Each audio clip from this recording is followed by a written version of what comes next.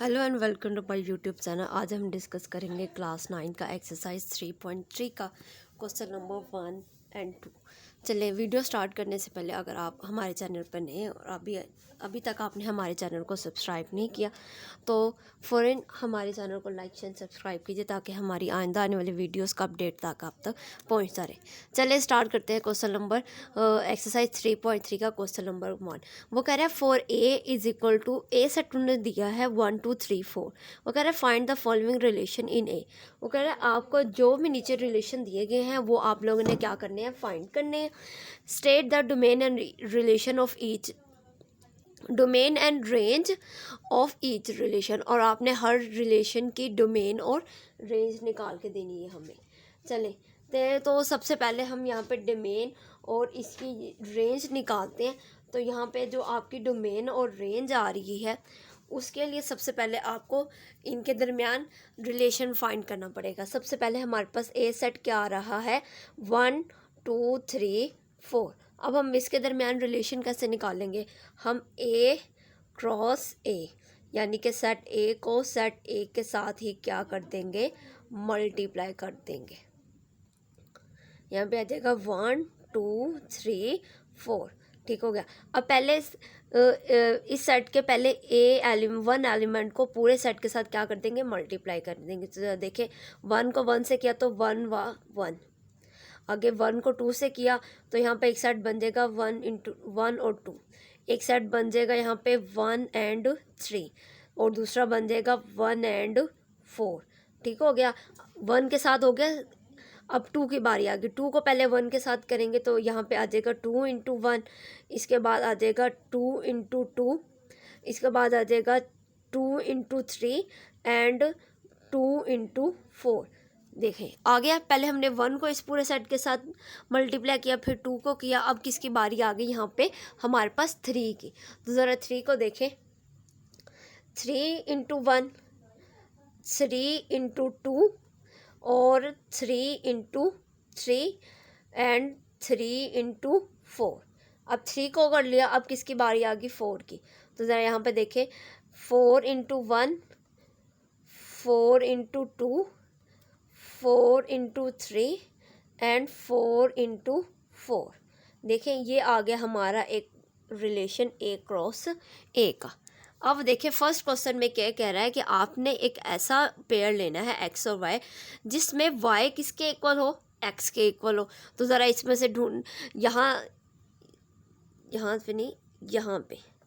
तो ज़रा यहाँ पे ढूंढे इनमें से, इन फर्स्ट 4 लाइन में वो कौन सा पेयर है जिसमें एक्स वाई किसके इक्वल है, एक्स के। तो यहाँ पे देखिए, यहाँ पे 1 किसके इक्वल है, 1 के, और यहाँ पे 2 यानी कि ये पहला पेयर में ये पहली वैल्यू किसके इक्वल होती है, एक्स के, दूसरी किसके होती है, वाई के। तो वाई किसके इक्वल है, एक्स के। यहाँ पे तो आ गया 1 1 2 2 3 3 एंड 4 4।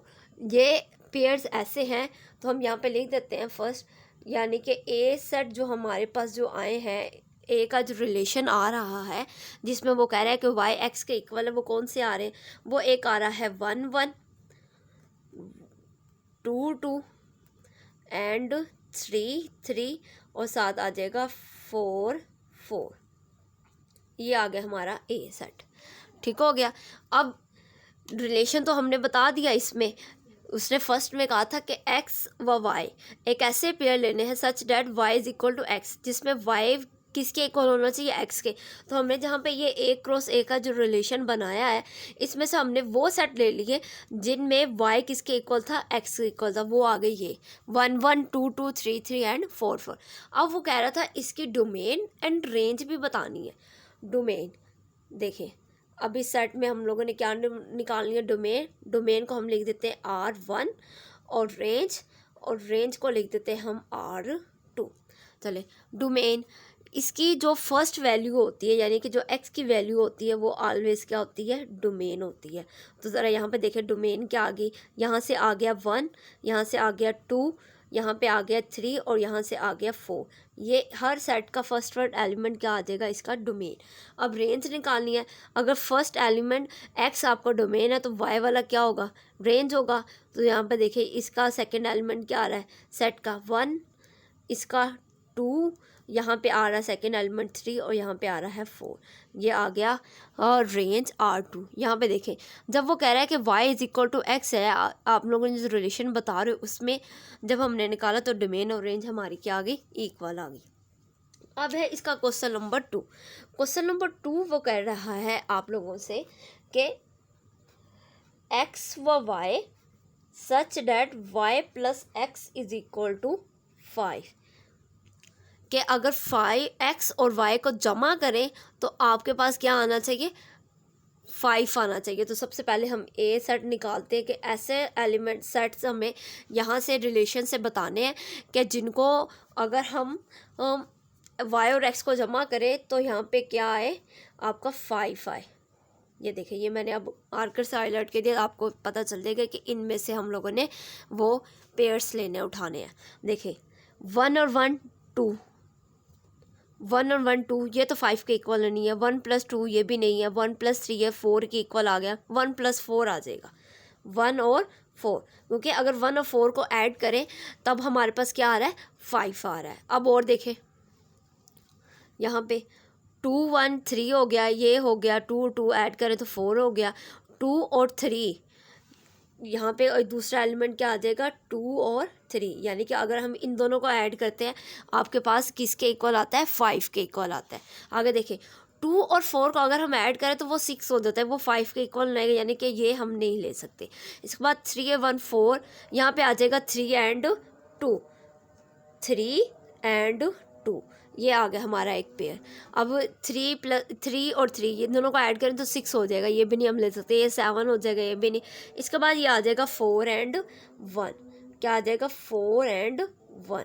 ये देखिए ये हमारा आ गया इस सेट का रिलेशन, जिसमें x व y हम लोगों ने ऐसे पेयर लेने थे जिन दोनों को अगर y और x को जमा करें तो आपके पास क्या बने, 5 बने। अब हमने इसकी निकालनी है डोमेन, और डोमेन को हम लिख देते हैं R1 के साथ। हम साथ लिख भी देते हैं डोमेन R, डोमेन है जिसको हम क्या करें R1, और वो किसके इक्वल है, और साथ हम लोगों ने यहाँ पे क्या निकालनी है, इसकी रेंज। रेंज को हम लिख देते हैं R2। देखें डोमेन R1, मैंने अभी आपको बताया कि ये जो आप लोगों के पास पेयर आ रहा है x और y का, जिसमें x 1 है और y क्या है 4, तो इसमें जो x वाली वैल्यू होगी ना, फर्स्ट वैल्यू, वो आपकी क्या होगी, डोमेन। तो यहाँ से देखें इस सेट में आपकी जो फर्स्ट x की वैल्यू क्या आ रही है, 1, यहाँ पे आ रही है 2, यहाँ पे आ रही है 3, और यहाँ पे आ रही है 4। देखें फर्स्ट एलिमेंट ले लिए हमने हर पेयर के, वो हमारे क्या होगी, डोमेन। अब सेकंड लेने हैं तो सबसे पहले क्या आ रहा है, 4 आ रहा है, तो हम यहाँ पे लिख देंगे 4। उसके बाद सेकंड एलिमेंट यहाँ पे देखें, यहाँ पे क्या आ रहा है, 3, तो हम यहाँ पे 3 लिख देंगे। इसके बाद क्या आ रहा है, 2 और 1। इसमें भी हमारे पास क्या शो हुआ रिज़ल्ट के जो आपकी डोमेन और रेंज है वो क्या आ रही है, दोनों की सेम आ रही है। अब हम लोग चलते हैं इसके क्वेश्चन नंबर 3 के ऊपर। क्वेश्चन नंबर 3 है आपका। क्वेश्चन नंबर 3 में वो कह रहा है, हम लोग यहाँ पे लास्ट लिख लेते हैं। वो कह रहा है x और y, आपने एक ऐसा पेयर लेना है सच डैट जब x और y को ऐड करें तो वो क्या हो, लेस देन 5 हो, लेस देन 5।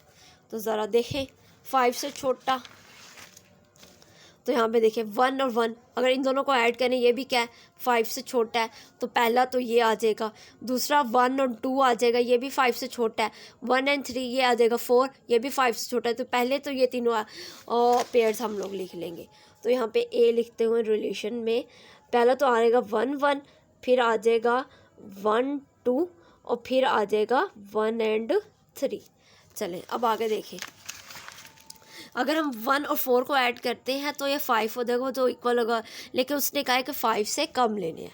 अब देखें 2 1 ये हो जाएगा 3, और 2 और 2 कितना हो जाएगा 4। ये दोनों रिलेशन 5 से कम है, लेकिन 2 और 3 ये तो इक्वल हो गया और ये 5 से बड़ा हो गया, तो ये दोनों आएंगे 2 1 एंड 2 2। तो हम यहाँ पे लिखते हैं, यहाँ पे एक आ जाएगा आपके पास 2 1 और दूसरा आ जाएगा 2 एंड 2। चलें अब आगे देखिए ज़रा। अब देखिए 3 और 1 कितना आ रहा है, 4 4, जो कि 5 से क्या है, लेस है। ये 5 के बराबर है, ये 5 से बड़ा, ये भी 5 से बड़ा, बाकी सारे बड़े हैं।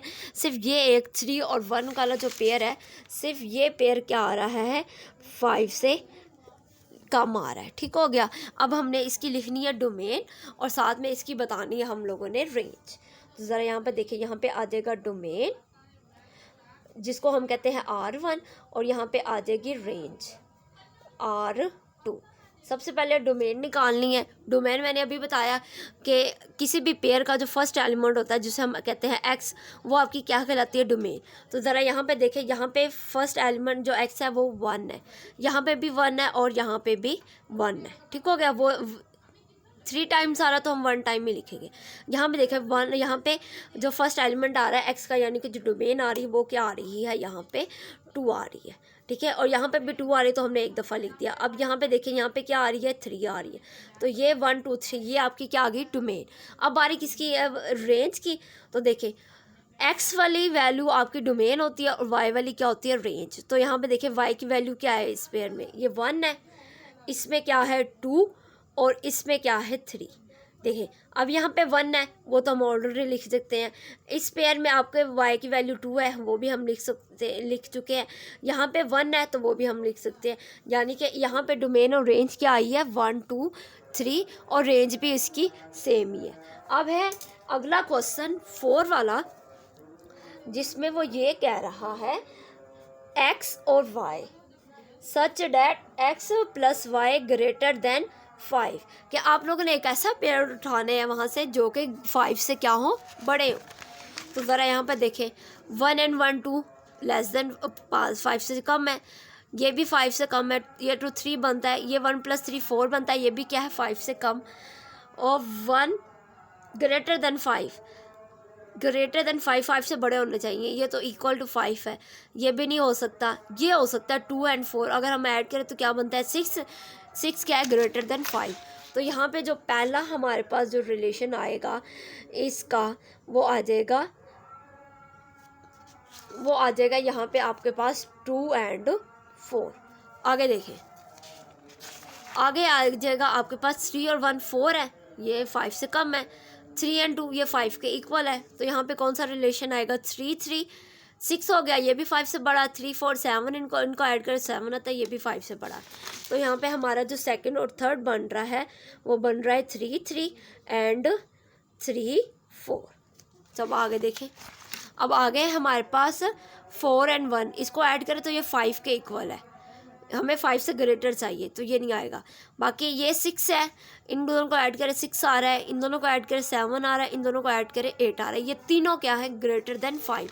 तो ये तीनों आएंगे हमारे पास। यहाँ पे आ जाएगा 4 2 4 3 and 4 4।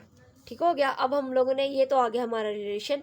अब हमने यहाँ पे बतानी है डोमेन और साथ बतानी है रेंज। डोमेन R1 और रेंज कहती हैं R2।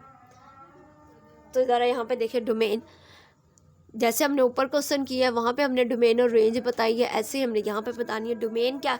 इस पेयर का जो फर्स्ट लेटर होता है यानी कि जो x है वो आपका क्या है, डोमेन। और यहाँ पे डोमेन आपकी क्या आ रही है 2।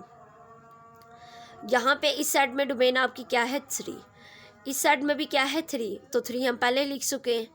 अब इस साइड में कितनी है 4 हम लिख देते हैं। इस साइड में भी आपकी डोमेन 4 है, यानी कि x आपका क्या है 4, जिसे हम डोमेन कह रहे हैं, और यहाँ पे भी 4 है, तो ये बन गया 2 3 and 4। अब रेंज देखें, सबसे पहले यहाँ पे क्या आ रही है 4 आ रही है, हम 4 लिख देते हैं। इसके बाद देखें यहाँ पे क्या आ रही है 3, तो हम लिख देते हैं 3। अब इस साइड में दोबारा 4 आ रही है तो हम ऑलरेडी लिख चुके हैं। इस साइड में क्या आ रही है 2, क्या आ रही है डोमेन आपकी 2, तो 3 से पहले हम लोग यहाँ पे क्या लिख देंगे 2। तो इस सेट की डोमेन और रेंज भी कितनी आ गई 2 3 4। ये था क्वेश्चन नंबर 1। अब हम चलते हैं क्वेश्चन नंबर 2 के ऊपर। क्वेश्चन नंबर 2 के लिए यहाँ पे देखें, क्वेश्चन नंबर 2 के लिए वो आपको कह रहा है कि which of the following diagram represent function end of which type.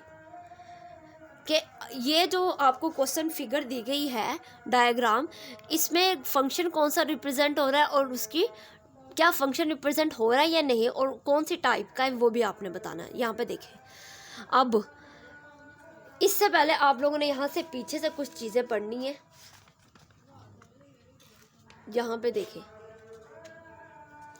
Function and domain and graph, ये देखें यहाँ पे आ गया टाइप्स ऑफ फंक्शन, आ गया टाइप्स ऑफ फंक्शन। सबसे पहले इनटू फंक्शन आ रहा है। इनटू फंक्शन क्या होता है, ये आपका फंक्शन ए और ये फंक्शन आपका बी, और ये जब हम मैप करते हैं तो हम यहाँ पे लिख देते होते हैं ए से जब हम बी पे जाते हैं तो ये हमारा कौन सा ये डिफाइन हो रहा है, ये फंक्शन डिफाइन हो रहा है। If a function A from A to B, आपका फंक्शन है ए से बी तक, such that range F subset किसका है, बी का। ठीक हो गया।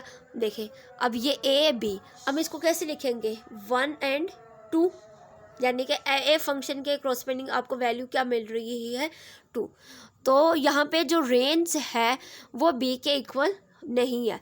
Then F is said to be a function from A into B, तो देन हम कहेंगे कि एफ आपका क्या है, function A into B. But range अगर आपकी होगी, but range F is not equal to, then function is a, then F is a function from A to B. ठीक हो गया। अब है वन फंक्शन और इंजेक्टिव फंक्शन। देखें जैसे अब ये फंक्शन डिफाइन कर रहा है, 1 के क्रॉसपोंडिंग आपको 1 अगर फंक्शन डिफाइन हो रहा है बी पर, तो 1 के क्रॉसपोंडिंग वैल्यू मिल रही है आपको ए, और 2 के क्रॉसपोंडिंग वैल्यू मिल रही है बी।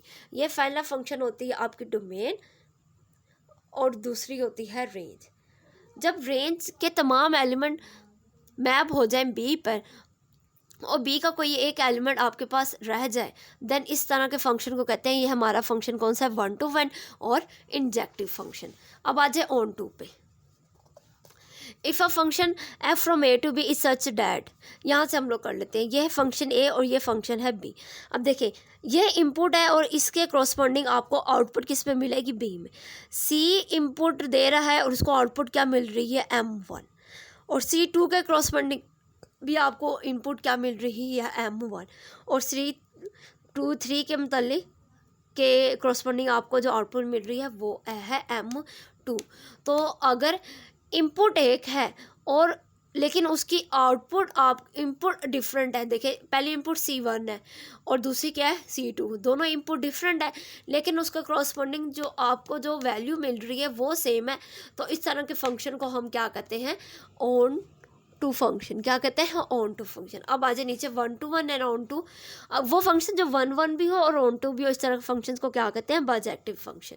जैसे जब देखिए ए के क्रॉसपोंडिंग आपको वैल्यू मिल रही है z, बी के x और c के y, यानी कि हर ए का हर एक फंक्शन बी के फंक्शन में क्या हो रहा है, मैप हो रहा है।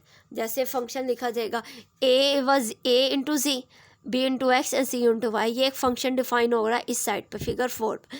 देन इस तरह के फंक्शन को क्या कहते हैं हम, 1 to 1 एंड ऑन टू, और वो फंक्शन जो 1 1 भी ऑन टू हो वो क्या कहलाते हैं आप लोगों के, बाइजेक्टिव फंक्शन कहलाते हैं। तो चले सबसे पहले हम लोग इस डायग्राम में देखते हैं कि ये डायग्राम हमें क्या कह रही है। अब देखिए आपको देखिए 1 है, अब 1 किस पे मैप हो रहा है, ए पर, और 1 ही मैप किस पे हो रहा है, बी पर। यानी कि अगर फंक्शन f(1) है, यहाँ पे देखते हैं, अगर फंक्शन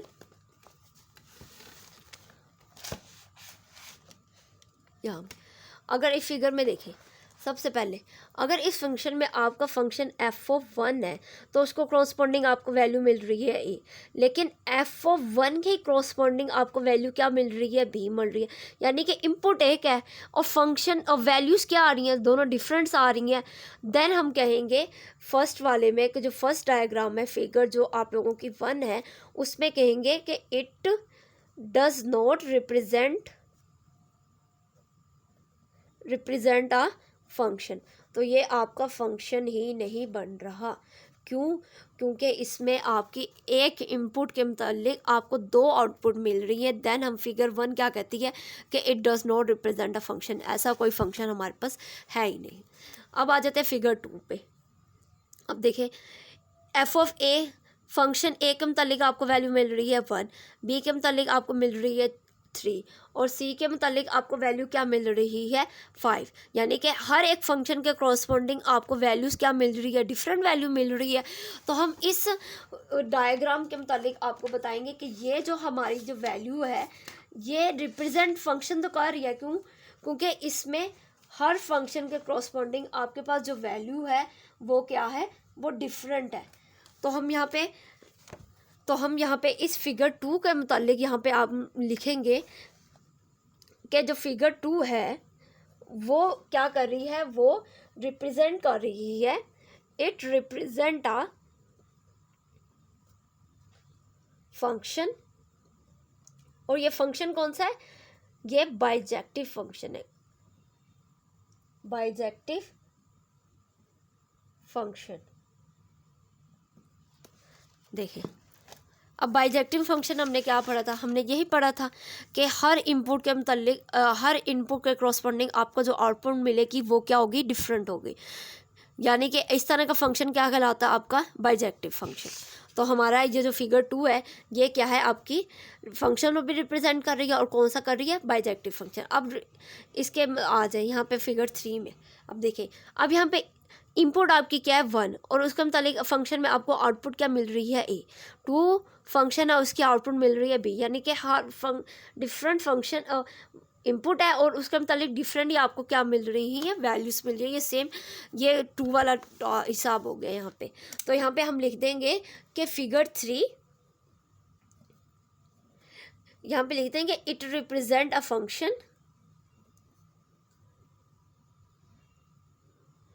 और फंक्शन कौन सा आपका, बाइजेक्टिव फंक्शन है।